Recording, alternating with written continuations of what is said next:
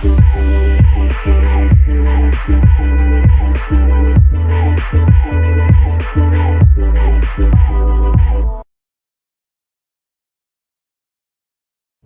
going on, y'all? This is Christopher Harold Wells from the Neverlutionaries. What is your earliest musical memory? My earliest musical memory is being a kid in Philly. We had an old organ in the basement. Don't know where it came from or where my parents got it from, but I always remember it being there. And unlike most organs, it had one layer on top of a keyboard, another layer on top of a keyboard, and then to the left of it, it had three little rows of major, minor, and some other mystery. Maybe it was just two rows, I don't know. But I was always drawn to the black keys because they had this really creepy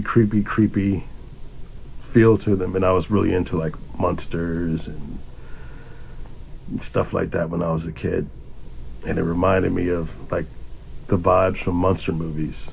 And it was like, ooh, I could have my own vibe in the house. So I would always go down and mess with those keys, those little sub keys on it, and it was really cool, really cool until this very day. I write in mostly minor kind of keys because I like the ominous feel that it has. I don't know, I guess I'm a creepy dude. Who knows? Did you play an instrument in school? When I was in school, I played the trumpet for probably a couple of months. I attempted to. And I wasn't very good at it. I don't even remember if I could actually even get through a whole song because it was so hard to, figure out how to puck your lips up and, blow properly. That sounds kind of nasty, but that's not where that was going. But after a couple months, I guess I gave up on it. And that was that for then. And so there you go. Were you exposed to music by your family as a child? I was exposed to a lot of music as a child. My mom would play everything from Harold Melvin and the Blue Notes, a lot of Earth, Wind and Fire. And then I had these cousins of mine that lived in Columbus, and we'd go visit them in the summer. And shout out to Stephanie and Ricardo Wiggins. And I remember my cousin Ricky playing the Star Spangled Banner for me when I was a kid. And I remember sitting there and just being blown away by the weird sounds, and it just really having an effect on me. It kind of freaked me out, but I think it freaked me out because I was excited and I didn't really understand that I was excited. But music it was always there. It was always there, and it went back to, a relative. I think my great-grandfather was a cornet player in the 1800s, and he was actually a professional musician who supported a rather large family playing a horn. So I guess I get whatever I have, honestly. What was the first concert you ever attended? The first concert I attended was at a family reunion that we had in Tuscaloosa, Alabama. I remember they had a band playing,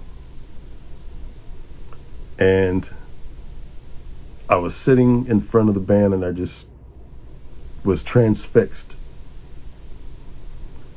Wasn't into playing with my cousins who were all running around. You know how that family stuff works out. You don't get to see your cousins because they might live here and there and there and here. And I wasn't feeling it. I just really wanted to sit and watch this band. So I watched them the whole night. And at the end of the night, the drummer actually gave me a drumstick. It was all beat up and broken, but I cherished it like it was like, the Holy Grail or some shit. It was awesome. Awesome. What was the first record you ever bought with your own money? The first record I ever bought when I had money was Destroyer by Kiss. I remember getting back to the house and, putting the record on. And as I recall, the first song that I heard on it was Detroit Rock City. And at the beginning of it, it has like a police sample of them making a call about something happening, and, it was a sample before samples were samples. And I remember asking my mom if the radio was on, and it wasn't on phono, if it was on radio, because why would I be hearing, phono or voices instead of hearing the music? But she said, let it play through. And then when it played through, of course, those killer kick-ass riffs came in, and I've been hooked ever since. How much of a role has music played in your life? Music has played probably the biggest role in my life outside of my family and friends and loved ones. When I was a kid, it started out as a curiosity. And then when I was in my teens, moving to North Carolina, got into Rush, got into Metallica. And so it changed me, at that point I really didn't have any idea what I wanted to do. I'd actually just gotten out of Frederick Military Academy in Portsmouth, Virginia. And I didn't have a lot of friends when I moved to North Carolina, and so the music was my friend. I was into a lot of MTV at that time. It was really big. And I never knew that it would take on such a role as it has grown to be in my life. But music is what defines me. It's not just something I do, it's who I am at this point in my life. And I wouldn't have it any other way. Do you have a favorite genre of music you like to listen to? My favorite genre to listen to is a lot of rock or metal. I like the aggression. It kind of taps into the little smoldering bit of anger I've always kind of had in me. Been able to relate to it. Something about a big, crunchy freaking riff played through a Marshall stack. It's addictive, excuse me. But I would definitely say rock/metal have been the ones that the genres that have really moved me the most, that I find myself always going back to. Do you have a favorite musical artist you like to listen to? My favorite musical artist to listen to, it's a really tricky one. I would say Rush. I always admired their musicianship and the fact that Geddy Lee could play bass and sing the way he did, and just how tight the band was. Of course, Neil Peart, rest in peace, he was the best drummer to ever walk the face of the planet, I believe. And I'll arm wrestle you for that. But it's Rush, because the lyrics were saying stuff. The music was saying stuff. It was almost like information overload for me, but I really enjoyed it. And it kind of defined me musically, because I got into my first band. I was the lead singer and the bass player.